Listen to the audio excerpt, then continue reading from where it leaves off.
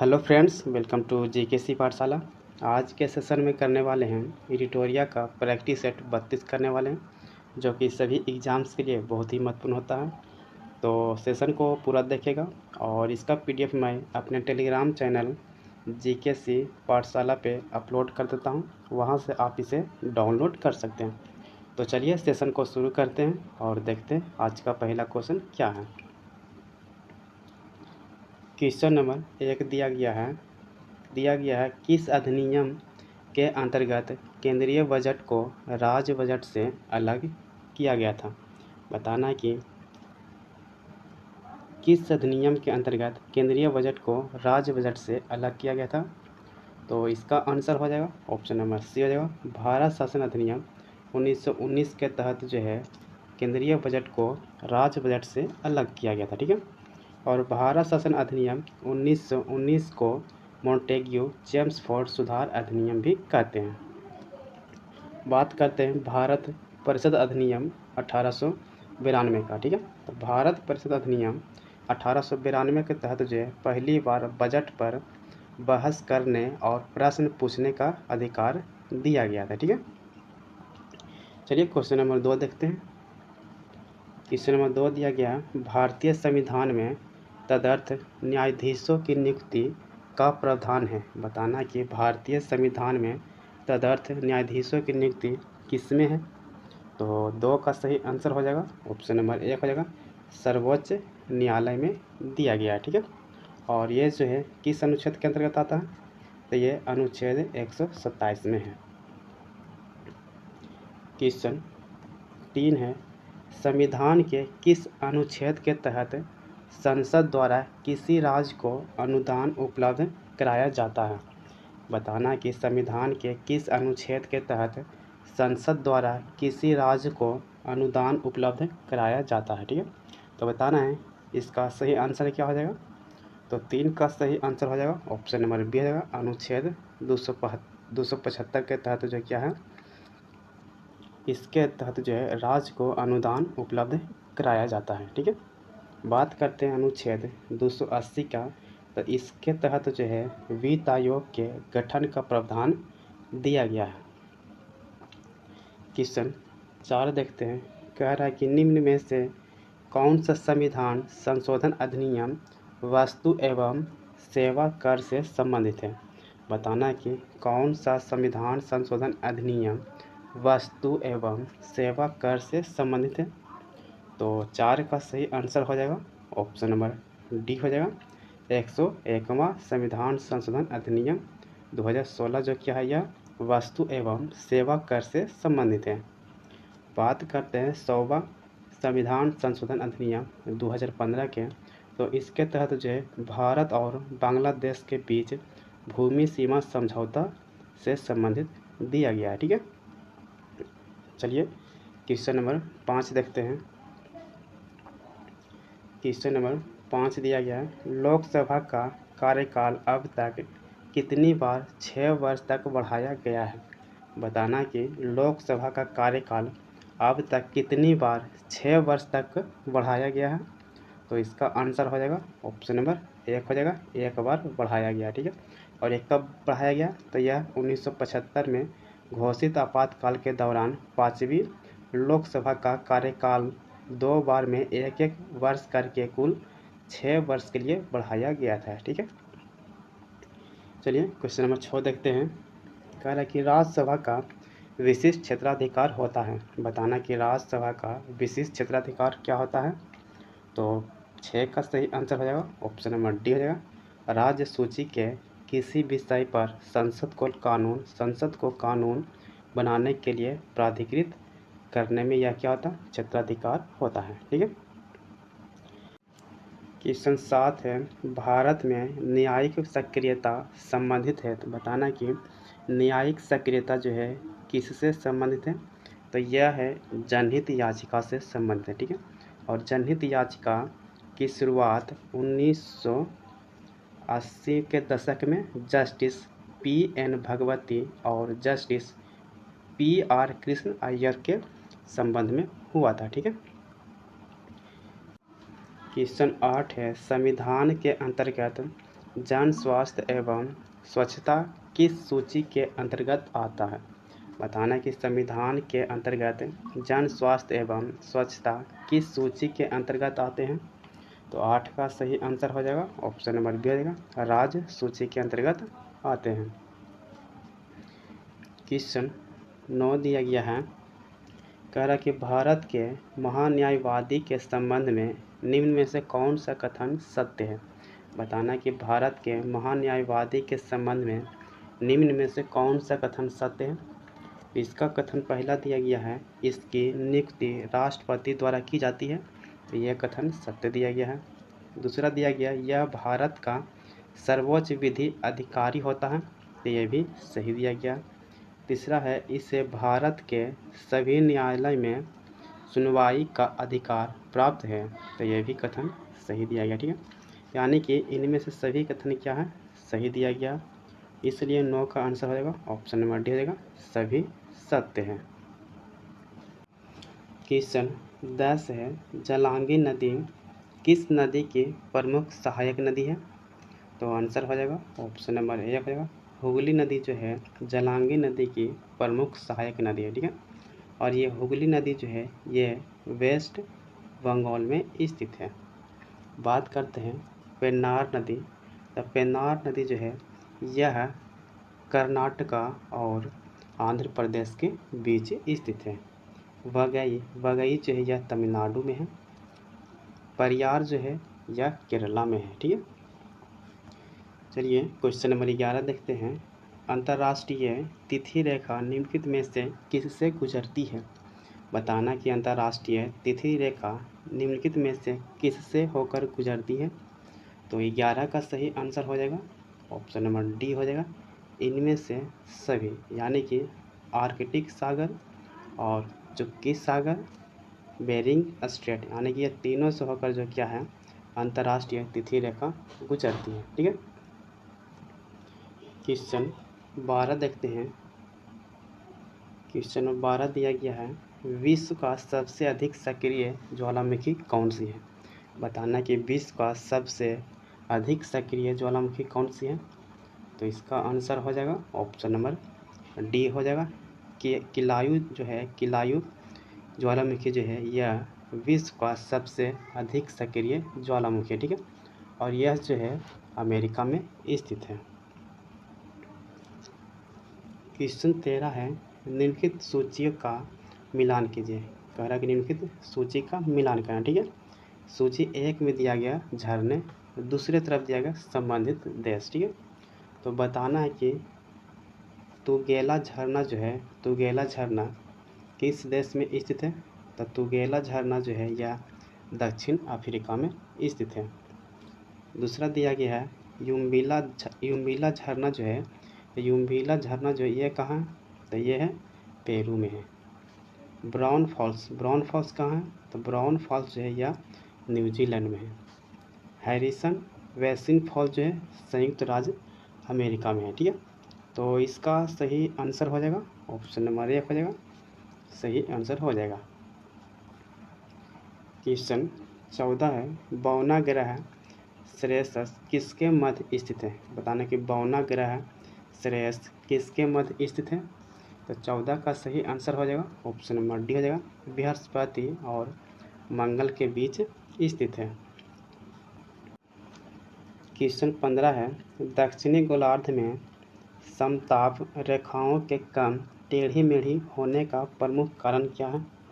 बताना कि दक्षिणी गोलार्ध में समताप रेखाओं के कम टेढ़ी मेढ़ी होने का प्रमुख कारण क्या है? तो 15 का सही आंसर हो जाएगा ऑप्शन नंबर डी हो जाएगा, विशाल महासागरीय विस्तार के कारण जो क्या है यह टेढ़ी मेढ़ी रहता है। ठीक है, क्वेश्चन 16 है, मानव की कौन सी क्रिया जलवायु से सर्वाधिक प्रभावित होती है? तो आंसर हो जाएगा ऑप्शन नंबर बी हो जाएगा, कृषि जो है जलवायु से सर्वाधिक प्रभावित होती है। क्वेश्चन 17 है, वृष्टि छाया प्रभाव किससे संबंधित है? बताना कि वृष्टि छाया प्रभाव किससे संबंधित है? तो आंसर हो जाएगा ऑप्शन नंबर हो जाएगा, पर्वतीय वर्षा से संबंधित है। क्वेश्चन 18 है, निम्न में से किसे मोलेसिस बेसिन के नाम से भी जाना जाता है? बताना निम्न में से किसे मोलेसिस बेसिन के नाम से भी जाना जाता है? तो इसका आंसर हो जाएगा ऑप्शन नंबर बी हो जाएगा, मिजोरम के जो है मेलोसिस बेसिन के नाम से जाना जाता है। क्वेश्चन 19 है, प्रसिद्ध रूर कोयला क्षेत्र किस देश में स्थित है? प्रसिद्ध रूर कोयला क्षेत्र किस देश में स्थित है? तो आंसर हो जाएगा ऑप्शन नंबर बी हो जाएगा, जर्मनी में स्थित है। क्वेश्चन 20 है, R37 कब्रिस्तान का प्रमाण कहाँ से प्राप्त हुआ है? बताना कि R37 कब्रिस्तान का प्रमाण कहाँ से प्राप्त हुआ है? तो आंसर हो जाएगा ऑप्शन नंबर हो जाएगा, हड़प्पा से प्राप्त हुआ है। क्वेश्चन 21 है, ऋग वैदिक काल की सामाजिक स्थिति के संबंध में कौन सा कथन असत्य है? बताना कि ऋग वैदिक काल की सामाजिक स्थिति के संबंध में कौन सा कथन असत्य है? तो 21 का सही आंसर हो जाएगा ऑप्शन नंबर 1 हो जाएगा, इस काल में बाल विवाह प्रचलित थी, यह जो कथन असत्य दिया गया। ठीक है। क्वेश्चन 22 है, भगवान महावीर के प्रथम अनुयायी थे। बताना कि भगवान महावीर के प्रथम अनुयायी कौन थे? तो 22 का सही आंसर हो जाएगा ऑप्शन नंबर सी हो जाएगा, जमाली जो थे भगवान महावीर के प्रथम अनुयायी थे और यह भगवान महावीर का दामाद एवं उनके पुत्री प्रियदर्शनी के पति थे। क्वेश्चन 23 है, निम्नलिखित में से कहाँ से कहाँ जाने वाला व्यापार मार्ग उत्तरा पथ था? बताना कि निम्न में से कहाँ जाने वाला व्यापार मार्ग उत्तरा पथ था? तो बताना है 23 का सही आंसर हो जाएगा ऑप्शन नंबर डी हो जाएगा, तक्षशिला से राजगिरी का यह उत्तरा पथ था। क्वेश्चन 24 है, तराइन के प्रथम युद्ध में पृथ्वीराज चौहान का सेनापति कौन था? बताना कि तराइन के प्रथम युद्ध में पृथ्वीराज चौहान का सेनापति कौन था? तो 24 का सही आंसर हो जाएगा ऑप्शन नंबर बी हो जाएगा, अस्कंद जो था यह पृथ्वीराज चौहान का सेनापति था। ठीक है। और तराइन का प्रथम युद्ध कब हुआ था? तो इसका युद्ध हुआ था 1191 में हुआ था, पृथ्वीराज चौहान एवं मोहम्मद गौरी के बीच हुआ था। क्वेश्चन 25 है, किस मुगल शासक के समय सतनामी विद्रोह हुआ था? बताना किस मुगल शासक के समय सतनामी विद्रोह हुआ था? तो 25 का सही आंसर हो जाएगा ऑप्शन नंबर 1 हो जाएगा, औरंगजेब के समय जो क्या है यह सतनामी विद्रोह हुआ था। ठीक है। और यह सतनामी विद्रोह जो कब हुआ था? तो यह हुआ था 1672 ईस्वी में हुआ था। क्वेश्चन 26 है, किस गवर्नर के समय श्वेत विद्रोह हुआ था? बताना कि किस गवर्नर के समय जो है श्वेत विद्रोह हुआ था? तो इसका आंसर हो जाएगा ऑप्शन नंबर बी हो जाएगा, रॉबर्ट क्लाइव के समय में जो क्या है श्वेत विद्रोह हुआ था 1966 ईस्वी में हुआ था। क्वेश्चन 27 है, साइमन कमीशन द्वारा किस वर्ष अपनी रिपोर्ट प्रस्तुत की गई थी? आप सभी को बताना है कि साइमन कमीशन द्वारा किस वर्ष अपनी रिपोर्ट प्रस्तुत की गई थी? तो 27 का सही आंसर हो जाएगा ऑप्शन नंबर बी हो जाएगा, 1930 ईस्वी में जो क्या है यह साइमन कमीशन द्वारा अपनी रिपोर्ट प्रस्तुत की गई थी। और यह जो है साइमन कमीशन का गठन जो है 1927 ईस्वी में हुआ था।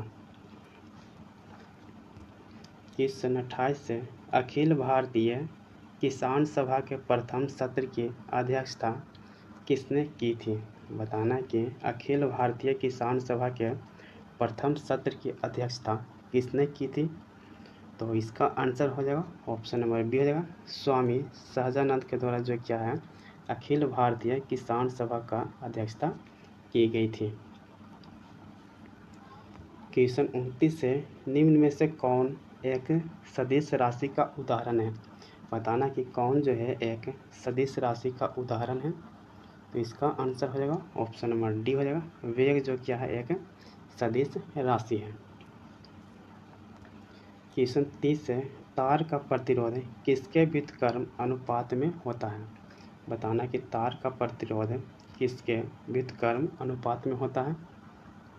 तो 30 का सही आंसर हो जाएगा ऑप्शन नंबर डी हो जाएगा, अनुप्रस्थ क्षेत्रफल के व्युत्क्रम होता है। क्वेश्चन 31 दिया गया है, बल के संदर्भ में असत्य कथन का चयन करें। ठीक है, तो पहला कथन दिया गया है, एक ही दिशा में लगाए गए बल जुड़ जाते हैं। तो ये सही कथन दिया गया है। दूसरा कहा कि विपरीत दिशा में लगाए गए बल का परिणामी बल सदैव शून्य होता है। तो यह कथन सही दिया गया। ठीक है, तीसरा कह रहा कि एक बल दूसरे बल से बड़ा, छोटा या बराबर हो सकता है। तो यह भी गलत दिया गया। चौथा है, बल में परिणाम एवं दिशा दोनों होता है। तो यह भी कथन गलत दिया गया। ठीक है, तो इसका सही कथन कौन दिया गया, ऑप्शन नंबर बी सही दिया गया। ठीक है, इसलिए आंसर हो जाएगा ऑप्शन नंबर बी हो जाएगा 31 का। क्वेश्चन 32 से, बायोगैस में मीथेन का प्रतिशत लगभग कितना होता है। आप सभी को बताना है कि बायोगैस में मीथेन का प्रतिशत लगभग कितना होता है। तो 32 का सही आंसर हो जाएगा ऑप्शन नंबर बी हो जाएगा, 55.8% होता है। क्वेश्चन 33 है, कायोलिन निम्न में से किसका अयस्क है। बताना कि कायोलिन निम्न में से किसका अयस्क है। तो 33 का सही आंसर हो जाएगा ऑप्शन नंबर सी हो जाएगा, एल्युमिनियम का जो है कायोलिन एक अयस्क है। क्वेश्चन 34 है, धुआं में आँखों को प्रभावित करने वाला कौन सा शक्तिशाली उत्तेजक होता है। बताना है कि धुआं में आँखों को प्रभावित करने वाला कौन सा शक्तिशाली उत्तेजक होता है। तो 34 का सही आंसर हो जाएगा ऑप्शन नंबर डी हो जाएगा, परऑक्सी एसिटिल नाइट्रेट जो क्या है, यह आँखों को प्रभावित करने वाला एक शक्तिशाली उत्तेजक है। ठीक है, क्वेश्चन 35 दिया गया है, यकृत द्वारा स्रावित पीत के संबंध में निम्नलिखित में से कौन सा कथन सही नहीं है। ठीक है, तो पहला कथन दिया गया है, पीत में लिपिड के पाचन के लिए एंजाइम होते हैं। तो यह कथन जो क्या है आपका गलत दिया गया। ठीक है, क्योंकि इसमें कोई भी पाचन एंजाइम नहीं पाया जाता है, इसलिए पहला कथन गलत दिया गया। ठीक है, दूसरा कह रहा है कि पीत वसाओं के पाइसीकरण में सहायक पदार्थ होता है। तो यह सही दिया गया है। दूसरा है, पीत अमाशय से आने वाला खाद्य पदार्थ के पीएच को उदासीन बनाता है। तो यह भी सही दिया गया। डी ऑप्शन में दिया गया है, पीत खाद्य के पीएच को क्षारीय बनाता है एवं अग्नाशयी एंजाइमों की क्रिया को प्रेरित करता है। तो यह कथन सही दिया गया। ठीक है, यानी कि पहला कथन जो क्या है आपका गलत दिया गया। ठीक है, इसलिए आंसर हो जाएगा ऑप्शन नंबर 1 हो जाएगा। क्वेश्चन 36 से, नई कोशिका का निर्माण होता है। बताना कि नई कोशिका का निर्माण किससे होता है। तो 36 का आंसर हो जाएगा ऑप्शन नंबर से हो जाएगा, पूर्व स्थिति कोशिका से जो क्या है नई कोशिका का निर्माण होता है। क्वेश्चन 37 से, निम्नलिखित में से किसे कोशिकीय ईंधन भी कहा जाता है। बताना कि निम्न में से किसे कोशिकीय ईंधन भी कहा जाता है। तो 37 का आंसर हो जाएगा ऑप्शन नंबर बी हो जाएगा, ग्लूकोज को जो क्या है कोशिकीय ईंधन भी कहा जाता है। क्वेश्चन 38 है, निम्न में से कौन सा एक शास्त्रीय भाषा नहीं है। बताना कि कौन सा जो है इनमें से एक शास्त्रीय भाषा नहीं है। तो आंसर हो जाएगा ऑप्शन नंबर बी हो जाएगा, बांग्ला जो क्या है शास्त्रीय भाषा नहीं है। ठीक है, आपको बताना है कि भारत में टोटल कितने शास्त्रीय भाषा हैं। ठीक है, तो भारत में कुल 11 शास्त्रीय भाषाएं हैं। क्वेश्चन 39 है, निम्नलिखित में कौन संवैधानिक निकाय के अंतर्गत नहीं आते हैं। ठीक है, तो पहला दिया गया राष्ट्रीय महिला आयोग एक संवैधानिक निकाय है। तो यह गलत दिया गया। ठीक है, राष्ट्रीय महिला आयोग जो है यह संवैधानिक निकाय नहीं है बल्कि एक वैधानिक निकाय है। दूसरा है राष्ट्रीय मानवाधिकार आयोग। राष्ट्रीय मानवाधिकार आयोग जो है यह भी एक वैधानिक निकाय है, ठीक है। तीसरा दिया गया राष्ट्रीय पिछड़ा वर्ग आयोग जो क्या है यह एक संवैधानिक निकाय है। चौथा दिया गया राष्ट्रीय अनुसूचित जाति आयोग जो है यह भी एक संवैधानिक निकाय है, ठीक है। यहाँ पर बोला कि संवैधानिक निकाय के अंतर्गत नहीं आता, ठीक है। तो नहीं कौन सा नहीं आया है, ऑप्शन नंबर 1, ऑप्शन नंबर 2, ठीक है। तो इसलिए इसका आंसर हो जाएगा ऑप्शन नंबर बी सही आंसर हो जाएगा। क्वेश्चन 40 दिया गया है, निम्नलिखित में कौन सा अभयारण्य तमिलनाडु में स्थित नहीं है। आपको बताना है कि इनमें से कौन सा जो है अभयारण्य तमिलनाडु में स्थित नहीं है। तो 40 का सही आंसर हो जाएगा ऑप्शन नंबर डी हो जाएगा। पैराम्बी कुलम जो क्या है यह एक अभयारण्य जो है यह तमिलनाडु में स्थित नहीं है, बल्कि यह कहाँ स्थित है, तो यह जो है केरल में स्थित है। क्वेश्चन 41 दिया गया है, किस वर्ष उड़ीसा का नाम बदलकर ओडिशा किया गया था।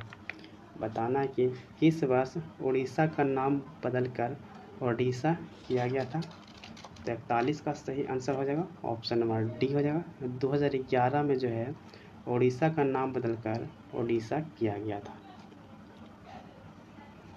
क्वेश्चन 42 दिया गया, प्रसिद्ध पुस्तक कलेक्टिव स्पिरिट कंक्रीट एक्शन के लेखक कौन है। बताना कि प्रसिद्ध पुस्तक कलेक्टिव स्पिरिट कंक्रीट एक्शन के लेखक कौन है।